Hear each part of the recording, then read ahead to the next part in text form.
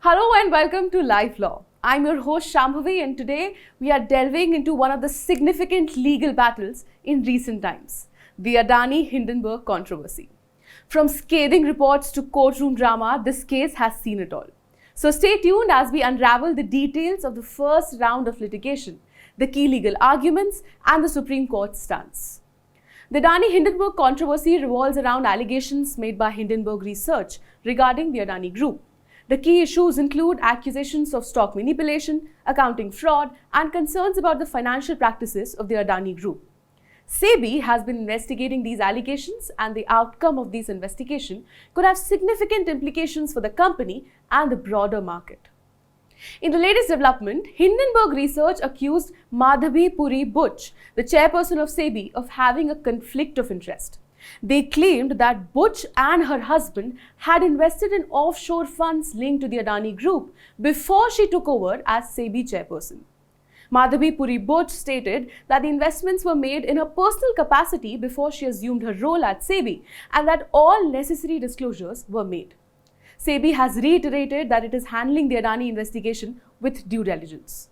SEBI has concluded its probe into most matters related to the Adani Group, but has issued show cause notices to 6 Adani companies. The regulator also issued a show cause notice to Hindenburg for violating Indian rules. It all began on January 24, 2023. When Hindenburg Research, a US-based short-selling firm, published an investigation report accusing the Adani Group of manipulating its stock prices through a complex web of shell companies in offshore entities with the help of his brother, Vinod Adani. This report sent shock waves through the financial markets, leading to a significant drop in Adani's group stock value. Let's understand the key allegations. The report claimed that the Adani Group had manipulated the stock prices of its listed companies, inflating the market valuations.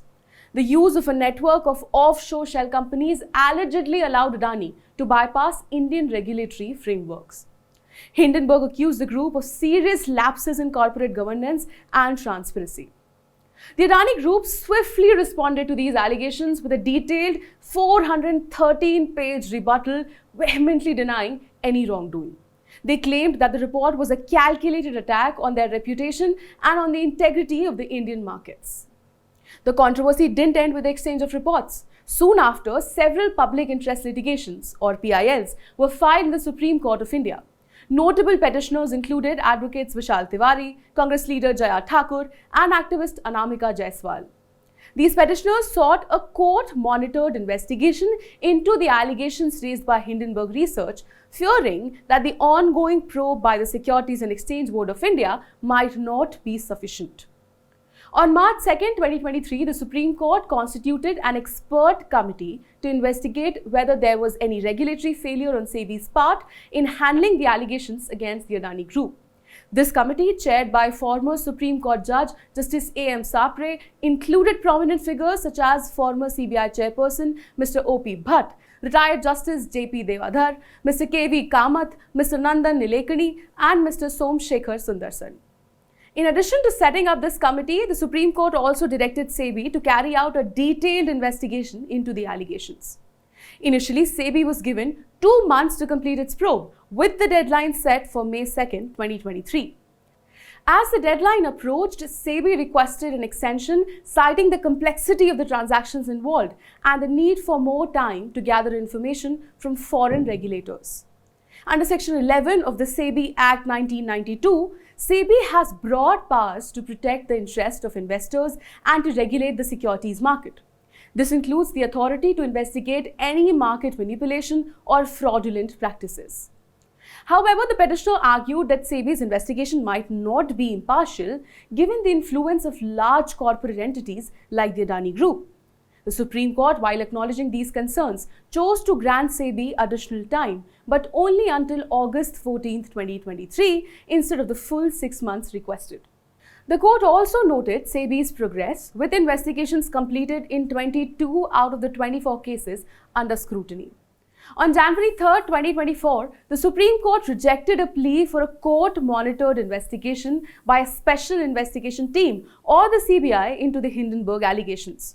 The court, led by Chief Justice of India D.Y. Chandrachud, along with Justices J.B. Pardiwala and Manoj Mishra, upheld SEBI's ongoing investigation, stating that there was no reason to doubt its integrity. The expert committee constituted by the Supreme Court to investigate the Adani-Hindenburg matter has made some comments on SEBI's cooperation. The expert committee has indicated that SEBI has generally been cooperative in providing information and engaging with the investigation. However, there were concerns about the pace and thoroughness of the investigation. The committee noted that SEBI's responses and actions were influenced by changes in regulations and the complexity of the transactions involved. It highlighted that SEBI's investigation faced challenges due to intricate nature of the financial dealings and the need to gather information from multiple jurisdictions. The expert committee acknowledged the complexity of the transactions and the difficulties SEBI encountered in analyzing them. There were also mentions of regulatory amendments that might have affected SEBI's ability to conduct a comprehensive investigation. The committee has recommended measures to strengthen the regulatory framework to better handle such cases in the future and prevent volatility in the stock market. Recommendations also included improving transparency and communication regarding the progress of investigations. Now, what are the key points from the January 3rd judgment? In its January 3rd judgment, the Supreme Court made several critical observations. The court held that the ongoing SEBI investigation was thorough and did not require additional oversight by an SIT or CBI. The petitioner's challenge to SEBI's amendments to FPI and LODR regulations was dismissed. The court ruled that these regulations were robust and free from any legal infirmities. The court refused to rely on unsubstantiated media reports and the Organized Crime and Corruption Reporting Project report to question SEBI's investigation, emphasizing that these could not replace the findings of a statutory regulator. Before going ahead, let's understand what is the OCCRP report about. The Organized Crime and Corruption Reporting Project report, published in the Financial Times and the Guardian on August 31, reveals new allegations related to the Adani Group. The investigation found that two Mauritius-based funds, Emerging India Focus Fund and EM Resurgent Fund, heavily invested in Adani companies between 2013 and 2018. The funds were linked to Vinod Adani, brother of Gautam Adani, through a UAE-based firm, Excel Investment and Advisory Services Limited. This suggests that Vinod Adani may have used these funds to secretly increase his stake in Adani companies, potentially breaching India's securities regulations. The report raises concerns about possible stock price manipulation and insider trading, adding to the existing allegations from the Hindenburg report. The 3rd January judgment highlights an important aspect of judicial review in India. While the courts have the power to review the actions of statutory bodies like SEBI, they also recognize the expertise and domain-specific knowledge that these bodies possess. The Supreme Court's decision to uphold SEBI's investigation reflects this balance, ensuring that regulatory agencies can perform their duties without undue interference unless there is a clear evidence of bias or incompetence. But the story doesn't end here. One of the petitioners, Anamika Jaiswal, filed a review petition challenging the Supreme Court's January 3rd judgment. She argued that there were errors in the court's findings and sought a fresh review. On May 8, 2024, the Supreme Court dismissed this review petition, once again led by Chief Justice Chandrachud, alongside Justices Pardiwala and Mishra. The court reiterated its earlier stance, stating that there was no error apparent to the face of the record and upheld its January 3rd judgment. This dismissal marked a point in the legal journey of the Adani-Hindenburg saga, reinforcing the Supreme Court's confidence in SEBI's ability to conduct a fair and thorough investigation. The court also issued a word of caution to lawyers filing public interest litigations without adequate research, emphasizing the need for reliance on verified information rather than speculative reports. The report, published on 10th August 2024, outlines a detailed critique of the Indian regulator SEBI's response to allegations against the Adani Group, highlighting potential conflicts of interest involving SEBI chairperson Madhabi Buch and her husband.